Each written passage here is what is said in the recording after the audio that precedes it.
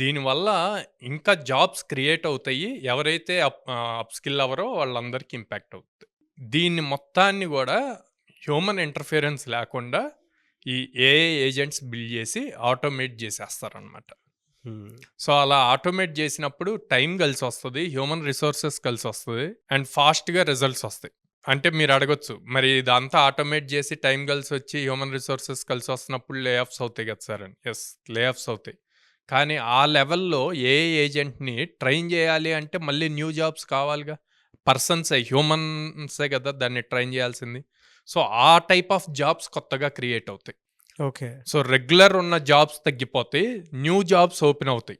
ఈ new jobs అన్నీ గూడా ఏఐ బేస్డే అవుతాయన్నమాట. హ్మ్. సో, ఆ ఏఐ బేస్డ్ అవ్వాలి అన్నప్పుడు కంపల్సరీగా దాని రిలేటెడ్ ఈ ఏఐ ఏజెంట్స్ గాని, artificial intelligence in depth with mathematical probability statistics with programming language ఇవన్నీ అప్ స్కిల్ అయితే వాళ్ళ జాబ్ సేఫ్ సైడ్ ఉంటదన్నమాట.